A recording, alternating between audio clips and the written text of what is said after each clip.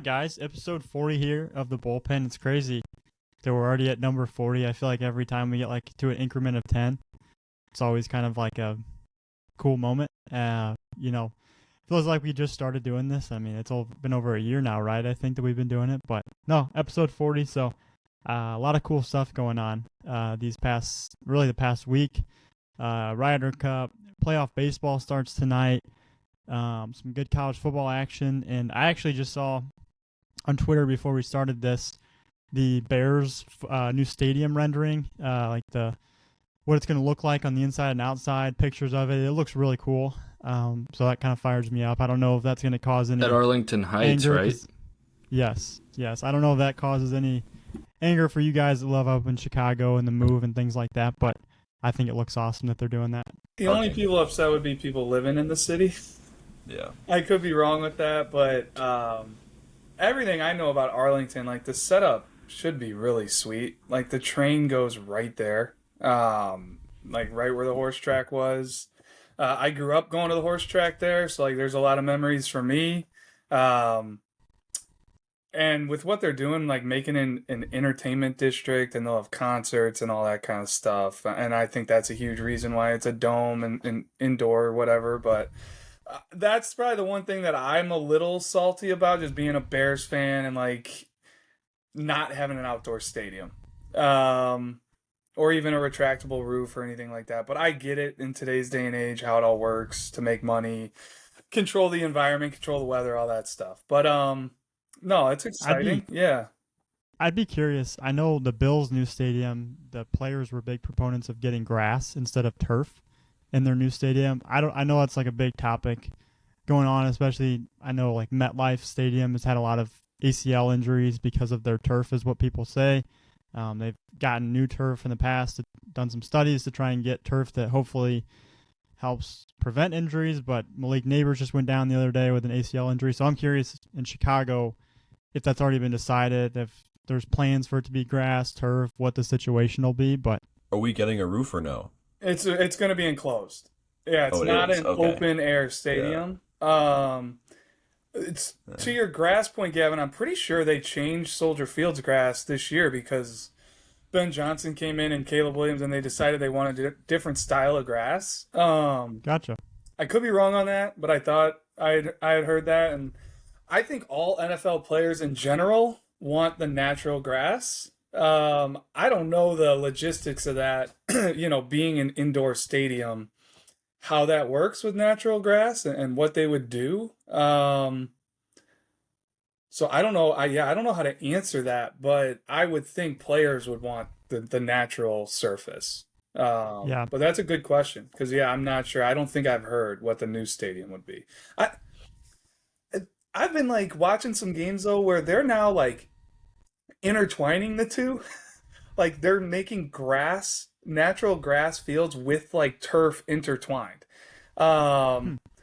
I don't know if that was one of the international games where they had that early on this year, but I mean, some of the stuff they can do these days is pretty crazy. But yeah, limiting those non-contact injuries, I would think would be very important to the NFL and for the Bears. Well, getting into some baseball stuff, I know you guys were kind of going through a list of players from Illinois that are maybe tearing it up in the minor leagues, had good years, whatever the situation may be.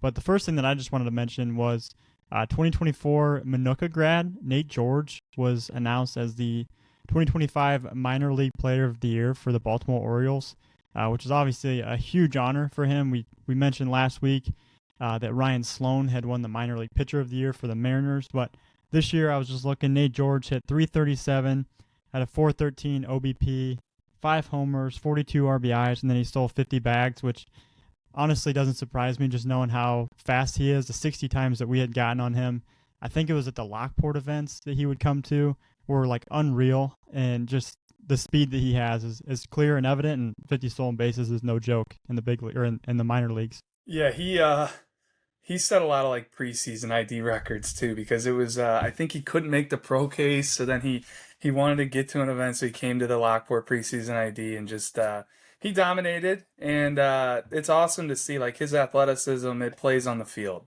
clearly. Like there's a lot of guys whose speed doesn't necessarily translate in game, like his does. He always was a hard-nosed guy. I know his high school coach was a huge fan of him as well.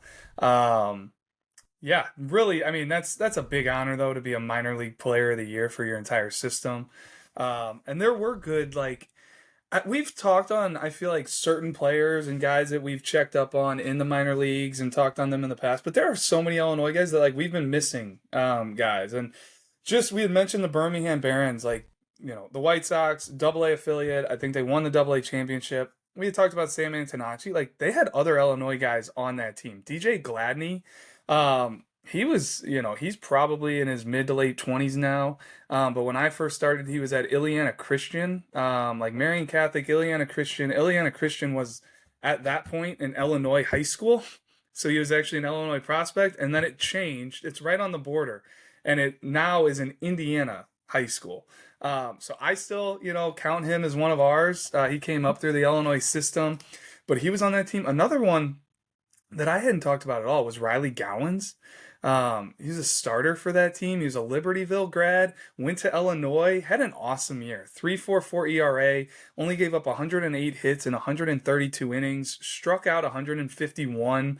So that was one that we had failed to mention in the past, and had a huge year for the White Sox. Another name like Braden Montgomery. I know he's not an Illinois guy, but he's on that team too. He was a Super 60 guy. They traded for him. He was on that team, and then I think Noah Schultz might have started with that team and maybe made it up to AAA. But those were just a couple Birmingham Barons I wanted to mention, and then we were dabbling with the Arizona Fall League. So I don't know. There's a long list of guys from Illinois that will be attending the Arizona Fall League this year. I don't know if it's worth me just rattling off some names, but the aforementioned Sam Antonacci, Matt Jacek, I thought was an awesome one I saw in there. He's a Hampshire grad, 2019. He went to Indiana State. He had a 2.66 ERA this year at Double A, 23 and 2/3 innings, so he's thrown out of the pen. Gave up 25 hits, 20 Ks, doesn't walk anybody. He was a big-time strike thrower in high school.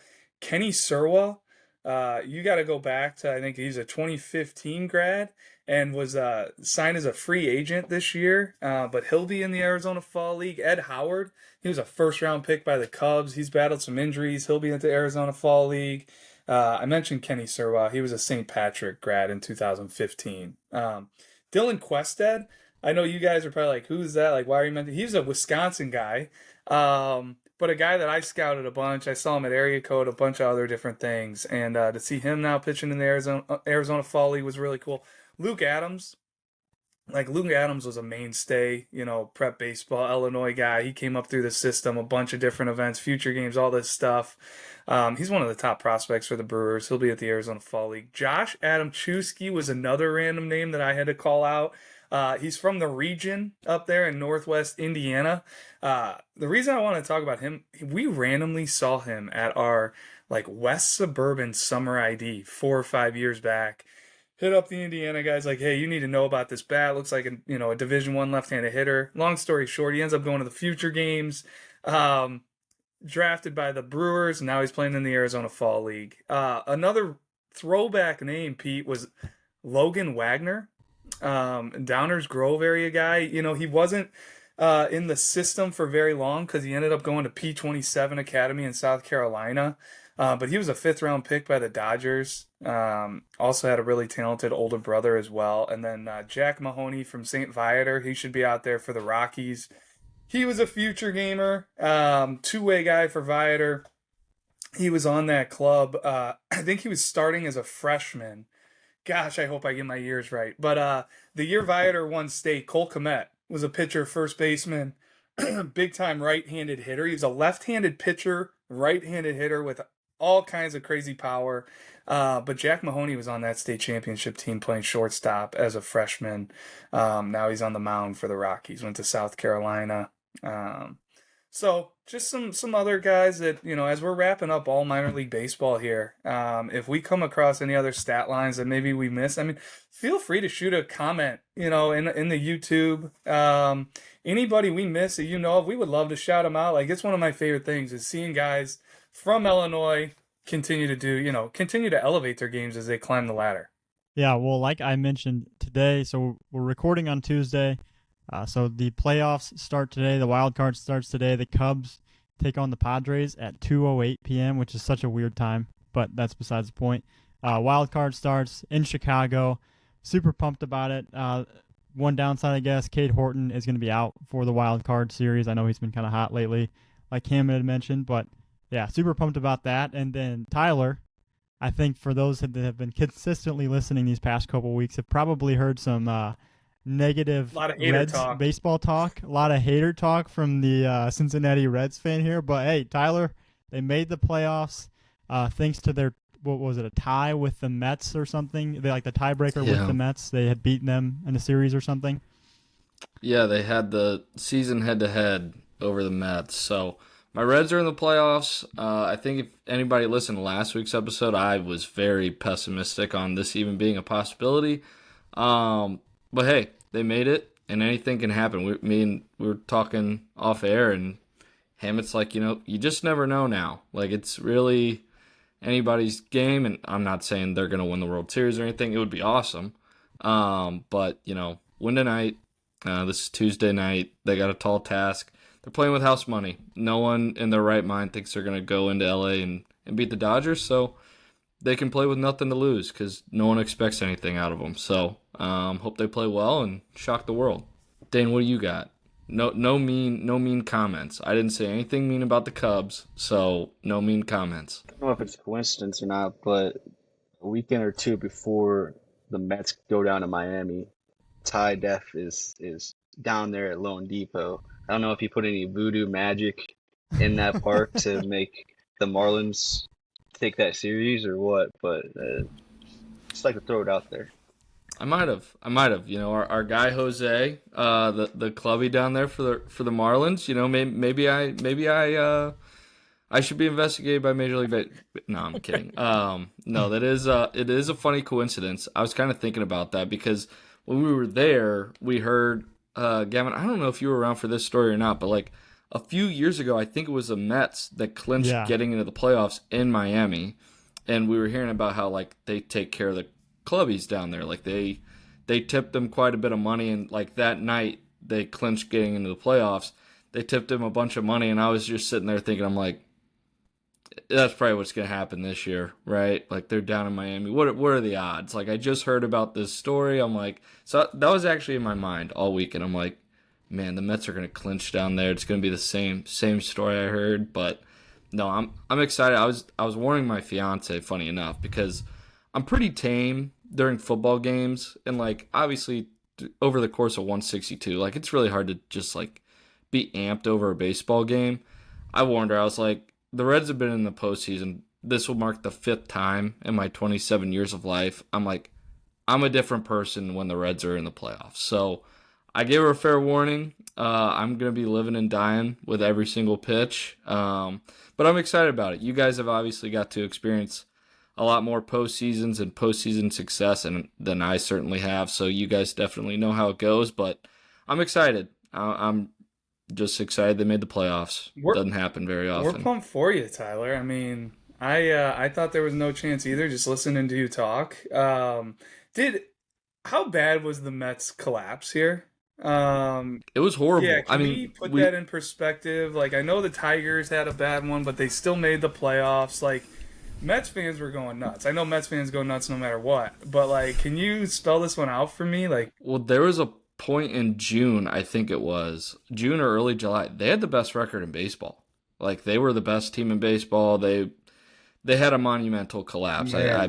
I mean, they've ended up finishing, I want to say 15 or 20 games under 500 from that point when they had the best record in baseball. So I'm glad. I'm thankful for it. But yeah, I mean, New York media is pretty crazy. So glad I'm not like a Mets player or anything. Like Alonso's already opted out. He's already said, hey, I'm going to test free agency. I'm not going to opt into my my option for next year. So I don't know. It's some interesting times in New York. I don't know if I know Gavin and Hammett probably follow Barstool, but the Frank the Tank stuff. I'm not gonna lie. I lived for that. The Frank I the didn't see Tank it. blow ups over the Mets missing out on the playoffs for the Reds. So Okay. no, I loved it. It was it was pretty. I don't know. It was fun to watch. I think a little bit. Those Maybe videos that's scare a me. bad Like he thing. needs to relax. Like it's I mean, those poor glasses. I mean, Yeah. That's a good point. Oh, the glasses, the shirt collar. well, all of it. feel free to shoot me over the best one you've seen yet, so I can get a glimpse of this. I think I know what you're talking about. It's probably come across my desk, but awesome final week of playoff. Getting ready for playoff baseball, but also we had the Ryder Cup. Man, Europeans like the first 2 days were playing unbelievable. I don't know if you guys watched. Pete, I know you were locked in on that thing. Sunday they made it interesting, fun to watch, but at that point it was just too insurmountable. I I wasn't a huge fan of the setup of the course. I know that's getting into the kind of into the thick of it here, talking Ryder Cup, but I don't know if you were thinking that too, Pete, or what your thoughts on the whole thing was. Yep. Well, I was there Saturday and Sunday, not to brag, but the the course, I mean, let's start with it wasn't Keegan's fault, all right, that they lost, but the course setup was a huge miss. I know you can't control the rain, but even like it did rain a couple times when we were there, but even like it was just so it's like soft and like the greens where you didn't get punished anywhere. You could it would land and stop no matter where you were, no matter the lie. The rough was a joke. Like I'm standing in it and I'm like this is shorter than like what I would play at home. It was like literally a joke. Like and it was like every lie was perfect out of the rough, but yeah, I mean, you got to tip your cap to Europe. I mean, they went 16 under an alternate shot, which is like insane. Like if you've ever played alternate shot, like it's usually like, sorry man, that was a terrible shot. Like sorry bro, like that's usually what it is. But they were 16 under par, got out to a huge lead Friday. Saturday, USA shoots 16 under par themselves to match them. Europe goes 22 under par. And like that was the day that we were there, and you just could not build any momentum. Like they made every single putt. Anytime you stuck one close, they were closer, or anytime you made a putt, they poured one in on top of it. It was just like nothing I've ever seen before. And then I mean Sunday obviously was a ton of fun. The most impressive thing I saw all day was my buddy eating 8 hot dogs before 2 p.m. And he would have had more, but we found a spot and we couldn't leave because we found a perfect spot. We could see like 3 holes at once. I was like right on the rope. I had some pretty sweet videos of the guys walking by, but no, I mean you could feel the shift of like I think we were on like the 15th hole, 14th hole, and like the leaderboard was turning a little red, and you're like, oh, like this is getting a little interesting. And then at one point, like the whole board was like the whole side was red, and you're like, this is like when Cam Young made that putt, and then JT Yep. made that putt, Yep. like you're like, here we go. But then when Lowry made that putt, it was obviously over. But I know like the big thing from that week was the fans and like everyone talking about how terrible it was, and I can tell you it was that bad.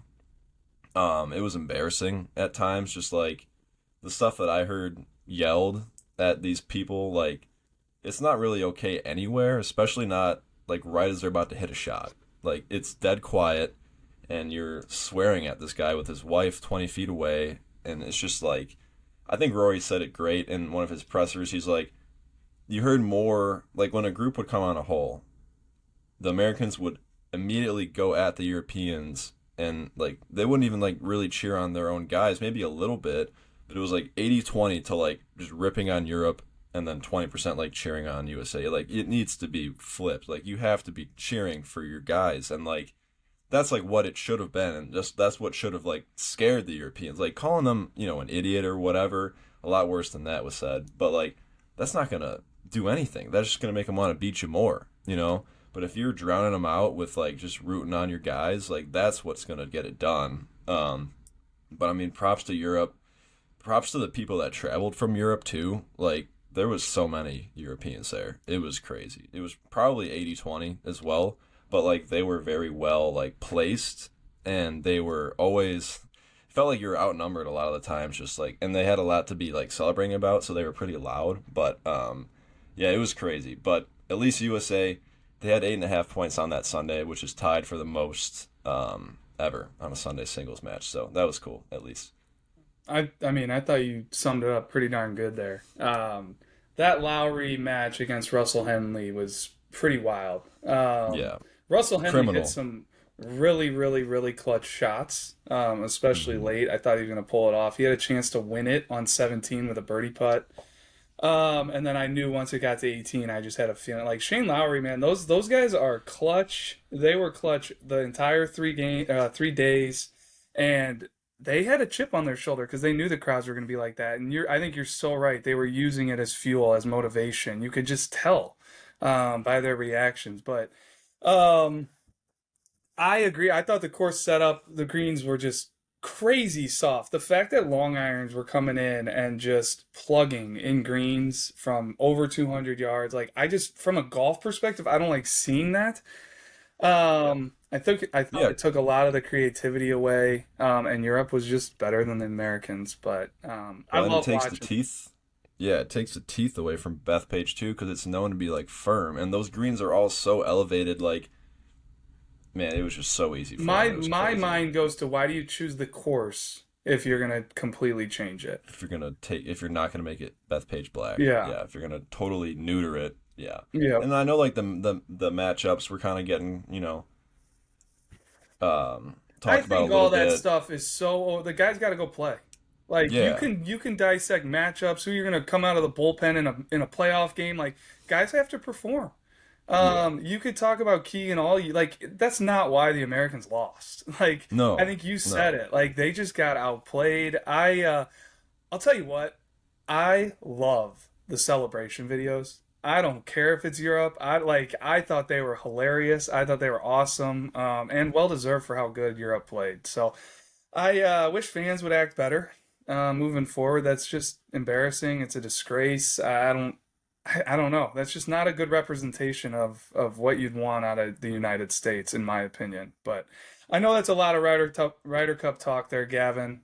Feel free to cut me off or Pete off. No, you're good. Yeah. That was super interesting, him. And I honestly didn't get to watch a ton of it this weekend. I kind of saw some of it from afar. But, no, I thought you did a really good job of explaining it. I was pretty locked in on that story the entire time. So, no, I appreciate that. They ate hot dogs before 2 p.m.? Well, my question is why? Yeah, eight Why glizzies not? is because you're going to be in the bathroom the entire rest of the day, I would imagine. I wouldn't want to be his colon, that's for sure. But like he was just like the food was free, first of all, so he was just like 8 a.m. He's like, might as well get a couple hot dogs, and he's like, screw it, I'm going back for more. Screw it. He just kept going in there. Got me just trying to eat the sorrow away, I guess. I don't know. But it is interesting, when he stopped eating, they started playing better, so I don't know. Maybe there's something to that. Yeah. I wanted to kind of quickly touch on college football because it was an awesome weekend of college football. It was probably one of the best slates that we've had in a long time. Tyler, I won't say anything. I'll leave it at that. But Illinois beat USC like on a walk-off field goal, I guess is the best way to put it. David Alano is their kicker. And Drew, he's from Naperville North. Were you Central? No, I was North. Were you a North or Central? Yeah, no, we produce good kickers, apparently. Yep. Yeah, he was the number 3 ranked kicker like in his class. Really? He's been with Illinois for a couple of years now. But yeah, he was one of the top kickers in the class. Basically won them the game because of his field goal. And I think at like some All-American game that they have, or kicking competition or something, he had like the longest kick in the history of the event when he was in high school. So just cool to see that. So Illinois getting a big win, obviously, after that big loss to Indiana. But then on Friday night, I don't usually watch like the Friday night games. I'm usually just locked in on Saturday, but it was Virginia and Florida State, and Virginia beat Florida State. Did any of you guys watch that game by chance? Or see the ending of it, or see videos? I was locked in on some high school football, actually, Gav. Okay. I was over at Willowbrook and Hinsdale South. So it was like double OT or whatever, and Florida State was down. They were on their side. Basically, 4th down in the end zone. They're trying to make a play to get a touchdown. I think it was to tie it up, or maybe that would have won the game. Whatever the situation was, they did not get the play. They're at Virginia. Virginia's fans, like, basically in their end zone, the student section, it looked like just stands in a grass area. It's not like stands or bleachers or whatever. So basically they were getting ready to run on the field in this end zone after the game. And after that play, the wide receiver for Florida State obviously tried to catch the ball, didn't catch it in the end zone, and he just falls in the end zone. And then Virginia's fans like run on the field, and this dude gets basically trampled, and thousands of kids just running all over him. I don't know if he was like hurt, what ended up happening, but I remember seeing that live. I'm like, this guy is screwed. I feel terrible for him because he's got thousands of Virginia fans just running all over him on the field. So if you guys didn't see it, you got to check it out because it was kind of a crazy ending there. But the memes were incredible. I mean, I saw people like relating it to the one scene in The Lion King with I forget what those animals are called, but like there's a whole stampede of just like hyenas. Or hyenas? No, not the hyenas. Dang. They're like, gosh, I should know The Lion King. Like the hogs or whatever. No, they're like the no. We're getting close. anyway, It's what kills Mufasa when he like falls. A lion. He like gets trampled by this big stampede. Movies. I know this horrible. We can just move on, but Yeah, they're great. They're great cut memes. it out too. So, but yeah, I should know my Lion King. I've been watching that with the kiddos. It's actually like a very sad. Some of these Disney movies and the themes behind them, I don't understand it. They're trying to traumatize it was a these young wildebeest kids. Stampede. What was it? A wildebeest? Yeah. Okay. yeah. A stampede of them. Well, yeah. Oh, But yes, yeah. on the Disney movie thing, I'm glad you brought this up because like you're a parent. Yeah. It kills me. Like when I was a kid, the theme of these movies, I'm totally with you. They were nuts. It was like, I'm 7 years old and I'm learning about death at the age of 7 from Disney. Like it's kind of crazy. These are supposed to be children's movies. Scary scenes. Lion King's a perfect example. That in my mind, I'm just like, what's the need of this for 4 to 8-year-old kids to see scary scenes and what is the glass slipper at midnight? What is that one? Cinderella. Yeah, Cinderella. Like the whole story is based off of this stepmom just being terrible to this girl, Abusive, and the sisters, and it's just like, why is I don't know. So I could go down a whole soapbox with that, but let's make some more like uplifting kids stuff here. I feel like there's got to be a market for that, and how to treat people. And I've been shocked. Like I watched all those movies when I was a kid. I guess when you're a kid, you don't fully soak it in or realize it. But yeah, that's my little Disney spout off there. Any other college football action you guys want to touch on? A couple big games. Alabama beat Georgia. Big upset there. They were in Athens for that game. I know Maria Carley. She's not really like on the podcast ever or anything, but she's like a very integral part for our Illinois-Wisconsin crew and nationally as well. So she's at a lot of our events, but she is a big Alabama fan through her husband. So I know she was pretty fired up about that. And then Ole Miss took down LSU. LSU is a top 4 team in the country, so that was a big win for them. But big weekend for college football. That storyline I did follow because I saw that like the whole Lane Kiffin daughter and the LSU linebacker, and so that was a cool win for Ole Miss and for Lane Kiffin. Yeah, it was an awesome weekend of college football though. The last thing I got to say on this though is 2 weeks. If Illinois beats Purdue this weekend, I think they'll be 5-1 going into the Ohio State weekend at Illinois. I'm really hoping that's a college game day game. Get the vibes going. I know they had Big Noon kickoff this past weekend at Illinois, but Ohio State, Illinois, that's a big one. That's a great call out though. Did you see that Matt Leinart and Mark Ingram were taking BP with Illinois baseball and all that? Yep. Yeah, I just saw a couple pictures, but I thought that was really cool. And really cool like Leinart and Mark Ingram to go out and do that. Like they got a show to produce here and they're hanging out with the boys. Yeah, I texted Kobe Miller actually, and was just asking him if he was having fun on Saturday morning, and he basically sent me a bunch of videos and pictures of those guys taking BP the day before, and he said it was super Oh, cool. it was the day before. Okay. Yeah, so they did it on Friday, Okay, that and makes then sense. Saturday was the game. Yeah. Yeah, Nice. That's awesome. I know we have yeah, Shooter Hunt joining the show here in a little bit, Gavin. yeah. So just really quick, Illinois State games commitment update. There's now 82 commitments from the event. Still, Hammett Lewis is leading the way. Your alma mater, they got 7. They kind of, I think they're probably going to hold the lead for a while, I would think. I mean, last year I think Lakeland got up to maybe 6 or 7, so we'll see if anyone gets above that, but it's a pretty good threshold there. And then some big commitments from last week: Traxton Roberts to Kentucky, Parker Roop to Belmont, and then Mason Netzel to Indiana State. But I was just gonna say that there are, in terms of commitments for the Illinois State games, we have commitments across 13 states to schools, and over 50 of them of the commitments are to within Illinois. So I thought that was I love cool that. Yeah. numbers. A wide-ranging vast of commitments there. I don't know if that's the right way to say it, but I mean, Wait, Traxton Roberts, like, just kind of culminating an awesome summer for him with that commitment to Kentucky. Really happy for him. What were you going to say, Pete? no, I think that shows really how cool the Illinois State games is to have that many states there, like recruiting. That's pretty sweet. I didn't know that. Thanks Yeah. for sharing that, Dano. Yep, and Parker Roop to Belmont, like he was a guy we had kind of been following. I mean, Gavin, I know you saw him really good in the spring, and he vaulted yeah, up our list kind of with everything you had seen, and was a high follow guy for the future games. Showed really well at the Illinois State games. So to see him land at Belmont, really happy for him. And I mean, Belmont's getting a high upside left-hand hitting middle infielder, whose best days are yet to come. Mason Netzel going to Indiana State, like he was one we've been following. Another left side of the infield guy who I saw last fall at the fall championships in Grand Park really, really swing the bat. Henry Humes making it official to Northwestern. He was one of the top 26 arms still on our market. Long levered righty with a bunch of upside and 3 pitches. Couple JUCO commits on here too, Gavin. I oh yeah.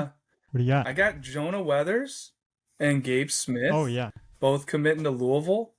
So I know Jonah showed really well at the scout day down there at John A. Logan. Gabe Smith was like 93, 94 at the Puma Classic in Grand Park a couple weeks ago. So Louisville getting a couple Illinois guys, and they've always been pretty aggressive with the Illinois prospects the last few years. But yeah, good week, and I mean, this is the time of year where these guys they're taking a ton of visits, hopefully. Really kind of feeling out what schools are the best fits for them. So we've been seeing a ton of commits in the fall, and that I would say typically is probably the prime time for these 2026s to be, finalizing where they want to go to school. And with that said, like, there's still plenty of time. Like, we have our unsigned senior coming up this Sunday. These schools are always looking for good players. So if you are a player out there that hasn't, maybe gotten the attention you think, like, come to the unsigned senior, go to a different event, like, get seen, and there is still time, I get it that you see, friends and teammates committing to all these places, but trust me, every single year late commits pop up. I'll never forget Ryan Ritter was a super, super late commit. He kind of bet on himself. And now he's in the big leagues with the Rockies. Like, I know that was a long time ago, but just kind of want to put that out there because it is a stressful time for parents, players, that whole deal. But if you are that unsigned senior, there is still plenty of time. Drew. Speaking on unsigned senior, Yeah. I know we were just talking this morning about how big the roster is and how there's going to be a lot of talent at that event this Sunday. Is there anything you want to maybe say, just mention on the event to college coaches, players, things like that? Yeah, I mean, we have over 35 guys right now, and by Sunday, that should continue to rise. I just think it's a great opportunity before everybody puts the bat and ball away for the winter, and like you really trying to make some physical gains. Like, get there, get in front of some coaches, get a fresh video out there, get fresh stats out there. Let these coaches see you before the winter, and then hey, maybe even come out after the winter. maybe you've gained 4 miles an hour on your fastball because you got after it. Finally, you committed to yourself to the weight room this offseason. Maybe you're one of those guys that never really fully bought in, whatever it may be, a throwing program. Kind of get your baseline out there, before the winter hits, and then go see what you can do over the winter. And we'll have another unsigned senior right after the Super 60. But no, I think the biggest thing is if you are a guy that hasn't been to something in a while, getting the stats updated and on your profile page so you can shoot that off to college coaches. There will be coaches in attendance, but just getting that fresh video, the fresh stats, so you can send it off to anybody that's there at the event or not there. They can see everything they need to see. But to me, my goal would be to be getting followed this winter, some college camps, coming off the unsigned senior, or get them to come out to watch you next spring. Oh, go ahead. On unsigned senior, this event last year produced 22 commitments. So I feel like there's definitely some bang for your buck there. So I just wanted to throw that out there as well. Love that. And to wrap this up before we get on with shooter, let's finish this off with the hot list. I've got the wheel pulled up here. Oh boy! All right, let me get my sheet ready. Okay. Yeah, I've taken some off here. Let's see what we got this week. We are gonna go with the biggest competitor on the mound. All right, biggest competitor on the mound. That's a tough one. So I'm ready. Any class, right? Yeah, let's go any class.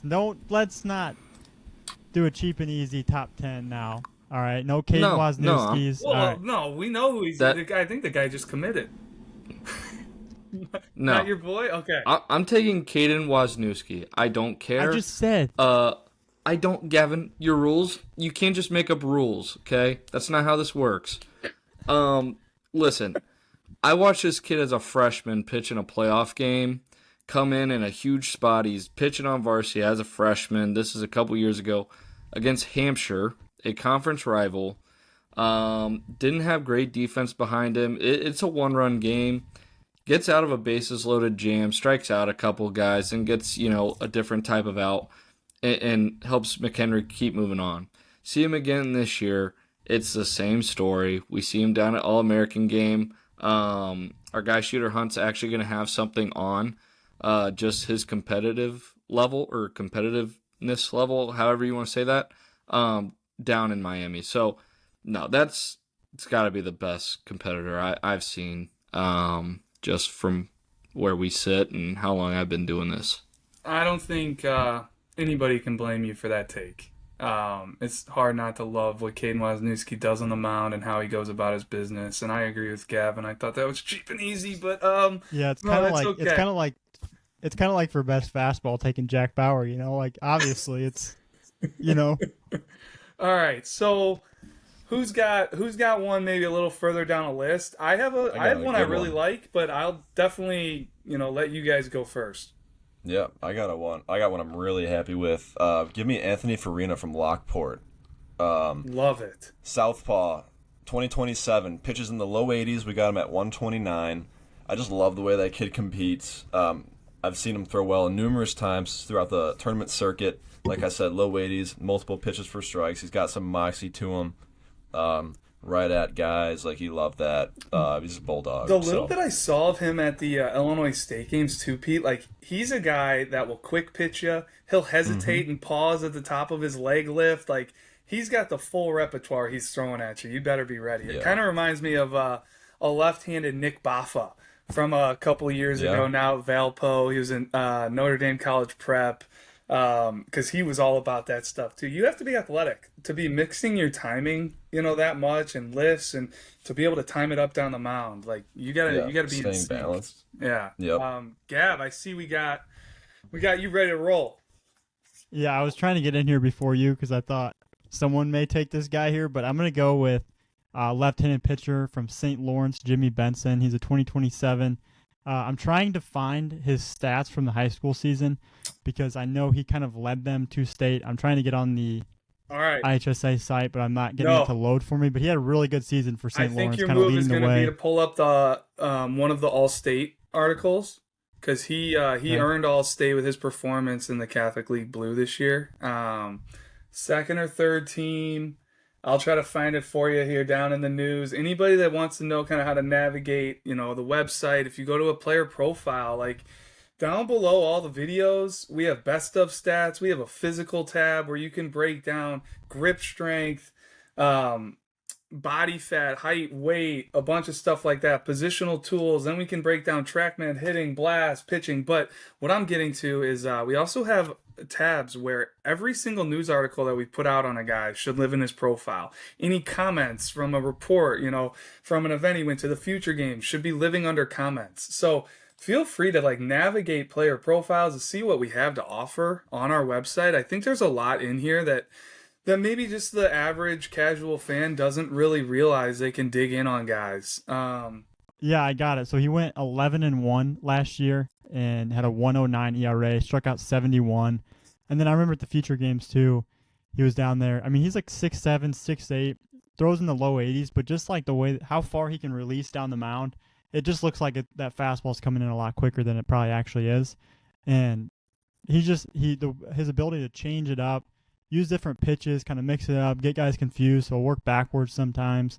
Jimmy Benson, yeah, he's my what was his topic even considered? Most competitive Army, yeah.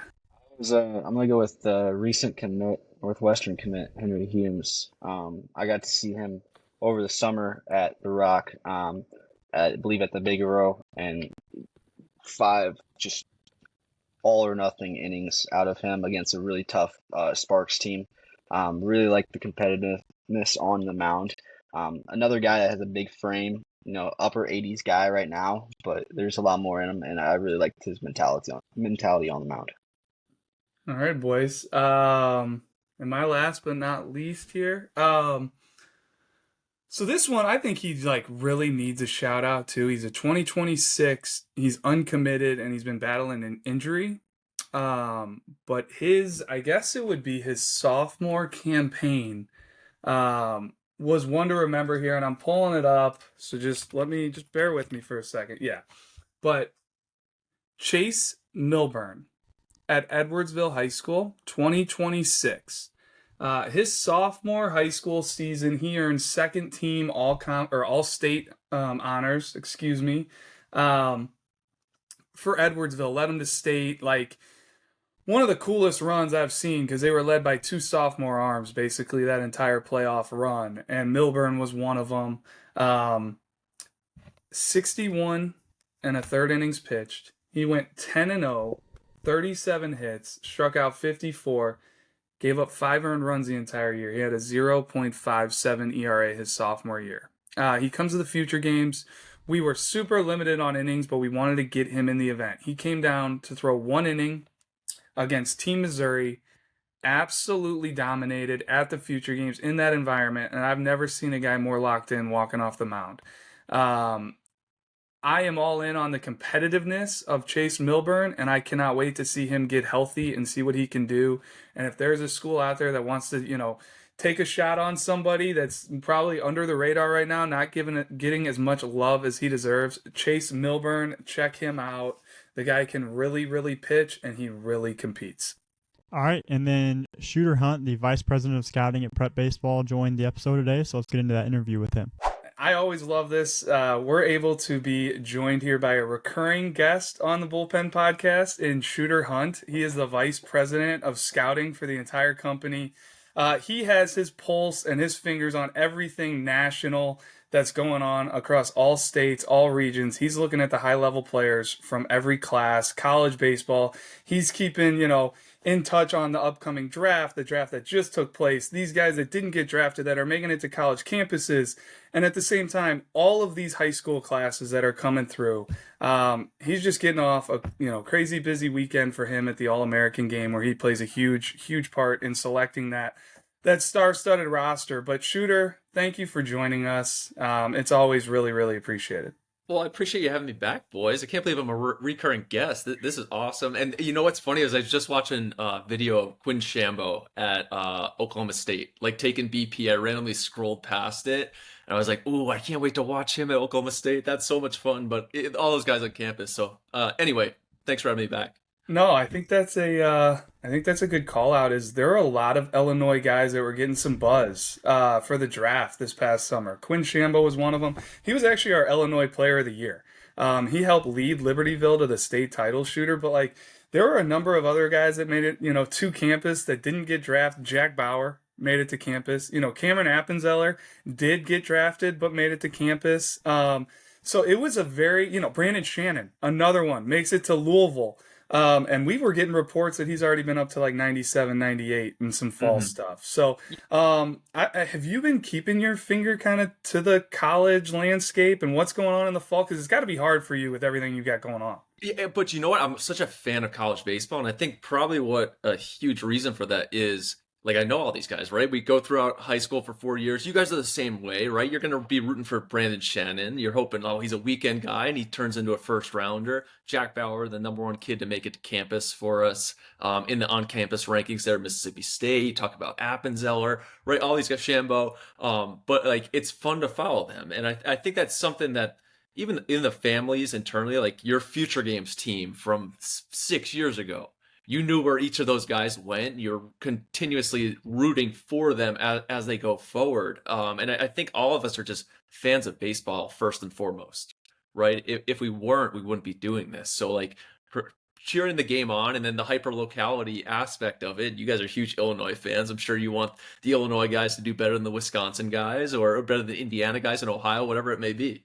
No, you mentioned it here, and I don't want to dominate this call, but like we've been talking about it the past couple weeks, is following these Illinois guys once they get to the next level, college, pro ball, whatever it may be. And it is crazy how many guys are impacting pro baseball right now from Illinois. Like they were doing the postseason awards, Ryan Sloan, Mariners, minor league pitcher of the year, Nate George.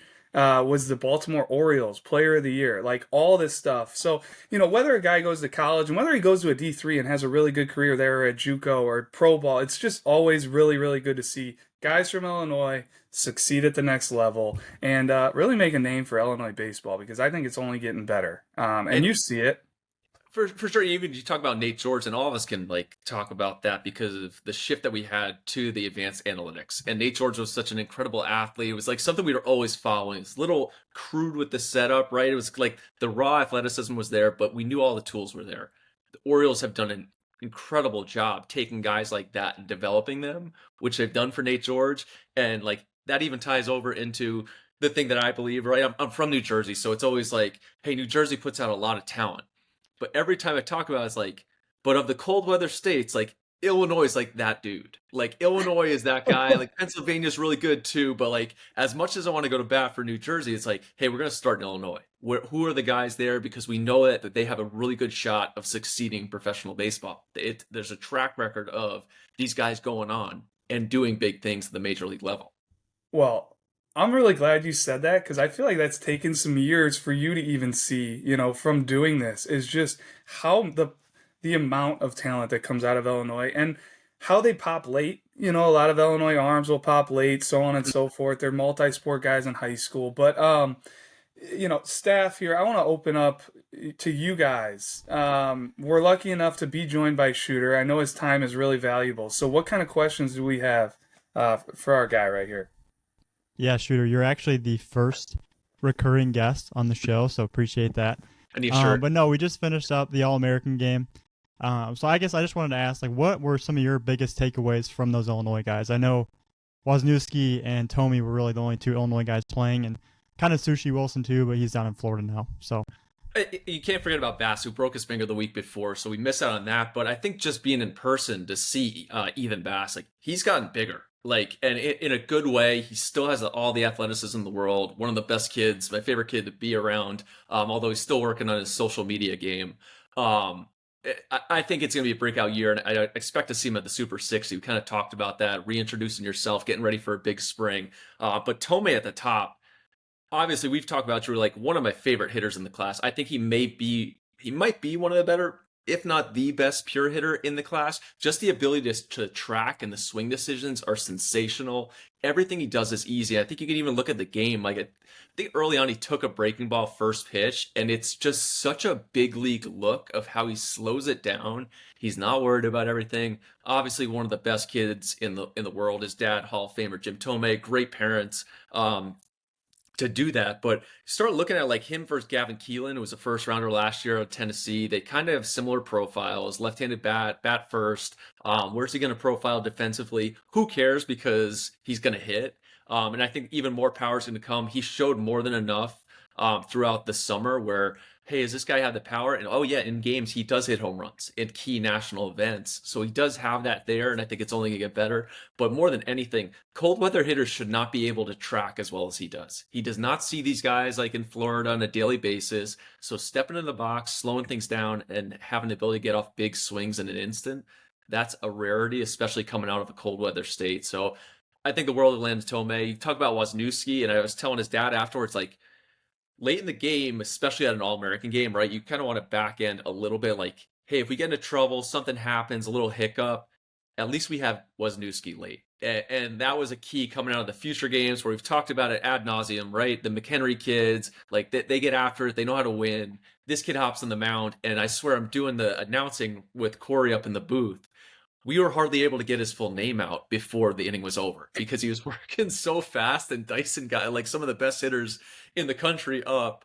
But he worked so fast that it was over. And the fact that he runs a 6.5, he's an ultra athletic kid. He took BP the day before. I think it's only going to help him. And what I was talking about, because he's got those clear Oakleys with the white rims. We were going through an interview, which I'm sure is going to come out soon. I was like, wait, why are you wearing those? He's like, I just can't really see very well. So like, it's all part of his mystique. But the slider, the changeup, the fastball, everything metrically is explosive. I don't know how high school kids are going to be able to hit him. So I think McHenry, I'm sure we'll talk about some of their future coming up because they have a good 28 as well. But I actually might be circling McHenry to go check them out soon. But I think those were the three guys over there, four guys. No, I mean, you couldn't talk on Caden Wisniewski any better. Like, that's just who he is. That's and no matter, he could be playing, a bunch of buddies in the backyard or at the All-American game. I feel like he goes about his business the same way every time. The results are the same. He's there to dominate. He's not there to, he lets his pitching and his game do the talking, which I love.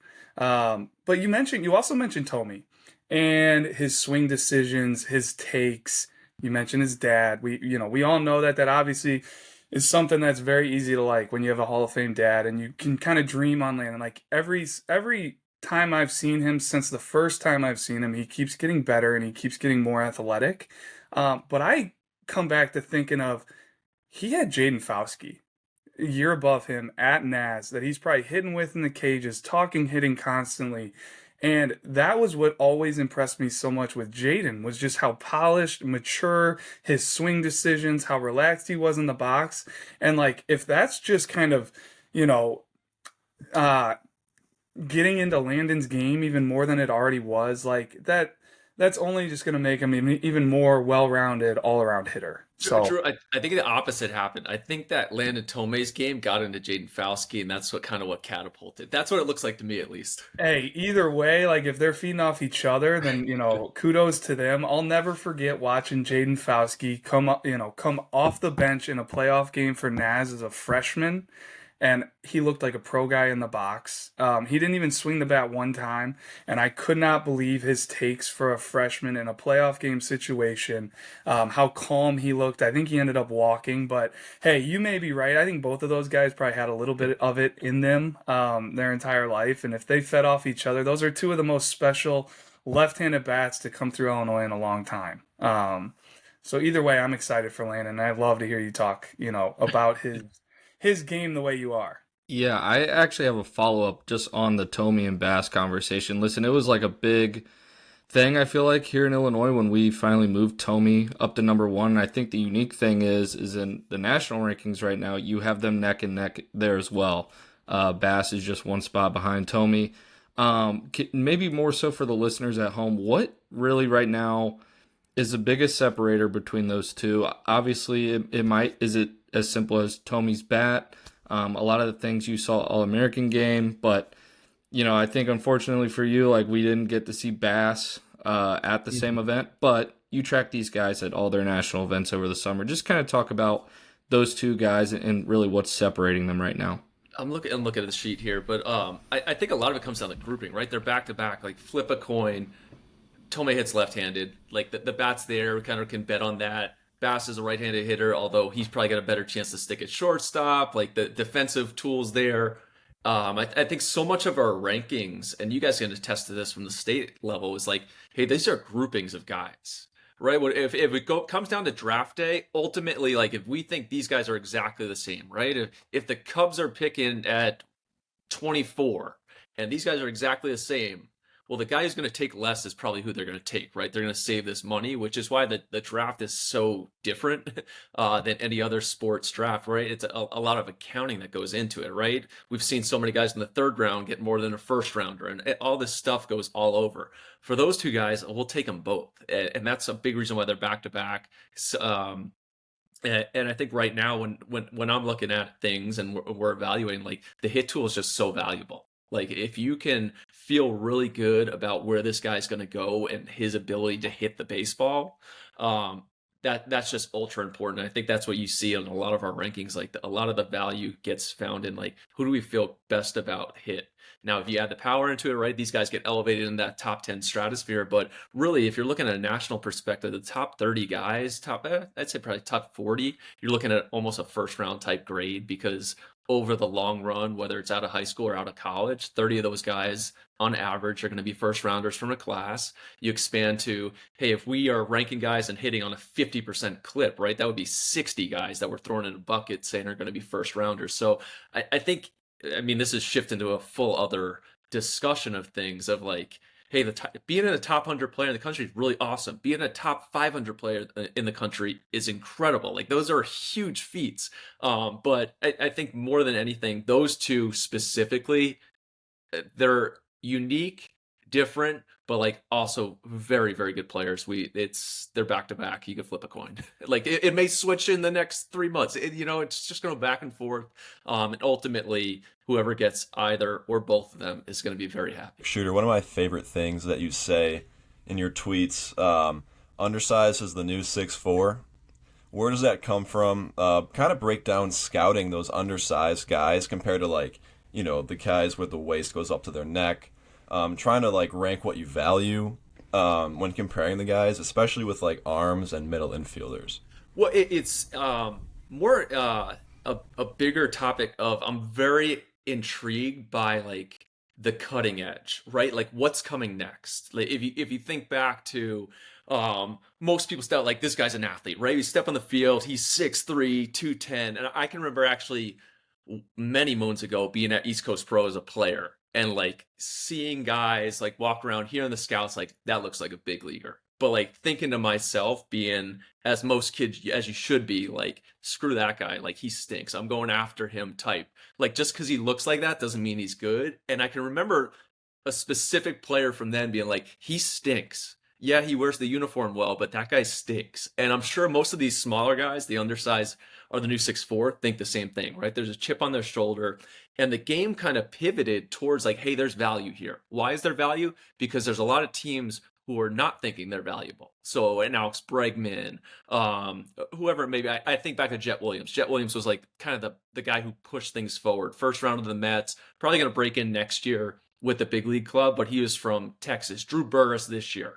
Right, he's going to come out of Georgia Tech. He'll be a first rounder. He's like that big name who kind of fits this mold.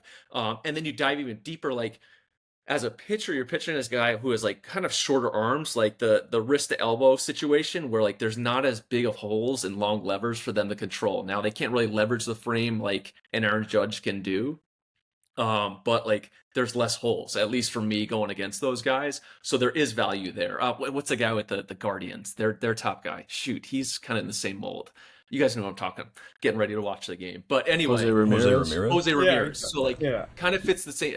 Shame on me for not knowing that. I could tell you anything about your 27 class. I don't know who Jose Ramirez is. But like those are little things, right? There's value in that. The same way, like there would be sidearm value. But I do think the game there is some shift, right? We're looking at like the Yankees have Aaron Judge, right?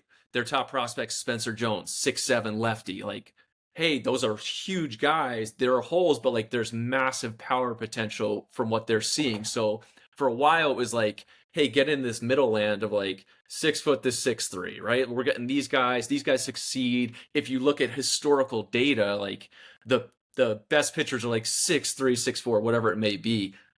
I'm looking at, hey, I think in the last 10 years, the game has changed. Like things at the player development side, the youth level, as you guys see, like players have gotten way better and all different sizes. If you're not trying to analyze where is there a market inefficiency, where can we find value in those guys, then you're missing out, right? You're going to be late to the undersized of the new 6'4". You're going to be late to the like, hey, 6'8" pitchers can repeat because they're such good athletes. So like that's kind of where that came from with those undersized guys, because for so long when I broke in, like the old school mindset, like, oh, that guy can't be a first rounder. Well, why not? They've shown they can. Hey, this guy's not going to hit for power. Like everybody's hitting for power now, right? The Yankees have Jazz Chisholm. He's 30 plus home runs. Volpe had 25 2 years ago. Like all these guys have this huge upside, even if they're not the biggest dude. So like you can't like just kick it, throw it in the garbage and just be like, no, this guy's too small. Like nobody's too small for anything. And honestly, at this point, like nobody's too big, because there was a while where like, hey, those pitchers are too big. I don't want to deal with those inefficiency. Well, hey, shoot, if this clicks, there's just not much that looks like it. So that's a long-winded answer. There's a lot that goes into it though. Well, and No, I love it. as you're talking, I'm just like in my head going through guys. Like Nate George kind of fits that mold. Like he's not the 6'4" prototypical pro body, but he's super athletic like you talked about.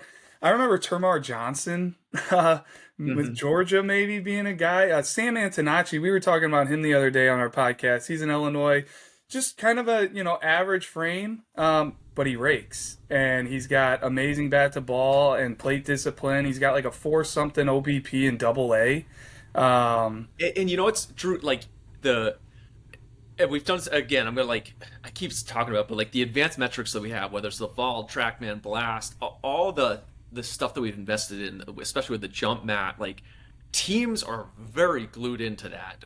Like the amount of analysts that I talk to who like ask, like, did you see these metrics, this, and this, which is why we do it, right? There's so much that can be taken away in the correlation. Although I love uniting the like in person with the analytics, because I think that the bell curve is like, that's where you need to be on that. You can't go too extreme in either way, because being in person and having feel for the game, like you guys know these players, right? You walk out, you see Caden Wozniewski just stand on the mound. It's like, yeah, he's okay. But like when you talk to him off the field, like, wow, this kid's like, he's not loud about it, but he's super confident. And the same thing, like Tomei is, well, yes, sir, you to death, and he'll shake your hand. But like when he steps in the box, he's a killer. And like those are things that you have to be there in person to see, right? But like going to see them, a big reason is, hey, we have these metrics. What is this guy doing? Like, and talk about Nate George especially, like, hey, we need to circle back. Even if we didn't like the way he was setting up, there's something here, and we're gonna go look at it. Yeah. Well, I don't know if anybody else has any questions here. One that I just was curious about, Schroeder, is you did just get through the future games, the All-American game, which is a huge part of your entire year. Kind of what, we're all focused on are these huge events. What do the next couple months look like? What's your October look like? I know Super 60 is kind of already on the horizon, but what do you get into now?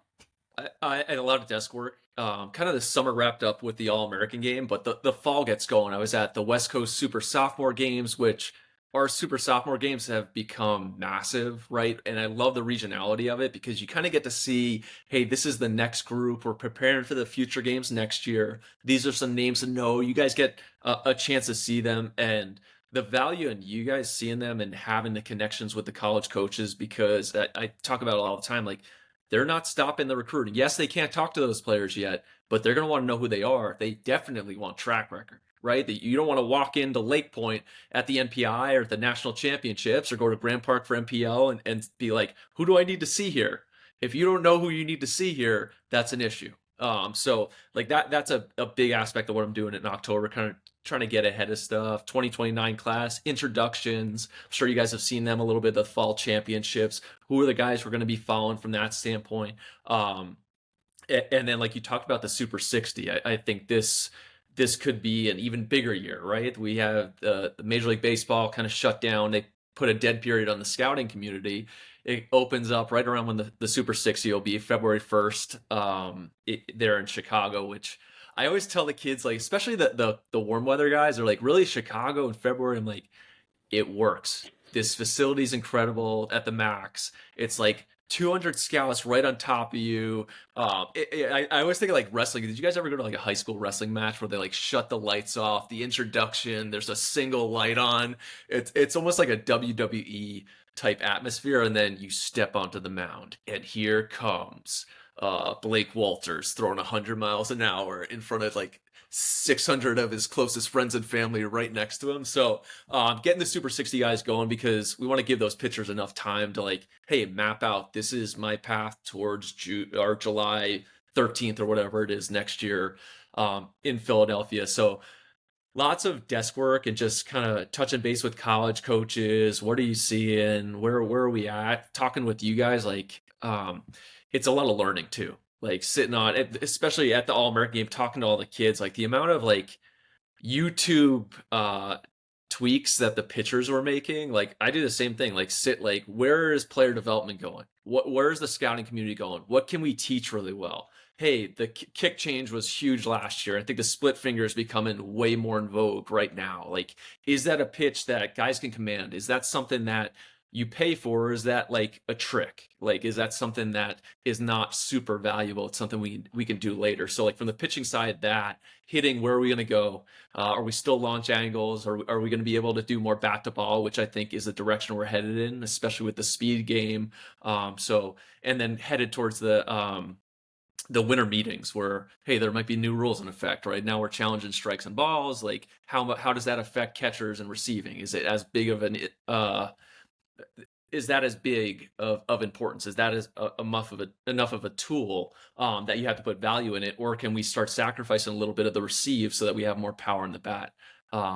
This is me just going, you just crawled into my head on a mega like rabbit hole though. Well, no, I'm very intrigued by what you just brought up. The, challenge system, what it will do to catchers and the value of behind the plate. I think the challenge system, one would imagine, will only get more and more automated, as this becomes implemented. So more years down the road, I would think less valuable as far as catchers receiving, but who knows? We'll see about that. I didn't think it was going to be all that important for catchers to be able to throw because nobody was stealing bases anymore, and then they made the bases bigger. And, steals became back kind of in the mix here. But just me speaking from a scouting director perspective, Shooter, like, thank you again for coming on. I'm always amazed how you keep tabs with every state and all the players, and you navigate the national rankings. I think it's got to be one of the hardest jobs in the country, in our company, excuse me, to do that and to make an actual true overall national rankings. And you mentioned it, like you're talking to us all the time. Like you are in touch with Illinois, Wisconsin, Florida, Georgia, all these different states. We have all different ways we evaluate guys and rank guys. So then you're sifting through a lot. So it's really impressive. And from everything I heard about the All-American game, you ran an absolutely awesome event. And can't thank you enough for just kind of joining us and giving us some of your valuable time here today. Well, you guys all make me look good. I get to fly around in my unicorns and rainbows, just enjoying life. I get to sit out and watch baseball. So thank you guys so much for having me on. I look forward to hopefully, a third time post Super 60. Let's do it. Mark it down. Yeah, before our winter gets crazy. Yeah, what's up, Tom?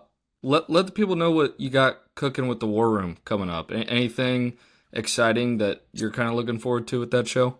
The recruiting essential aspects of it is like my favorite deal right now. And if anybody out there, if you have questions, please feel free to email me, send it to these guys, because it's meant to help parents and kids navigate. I'm intrigued by like, what's the direction, where are we headed?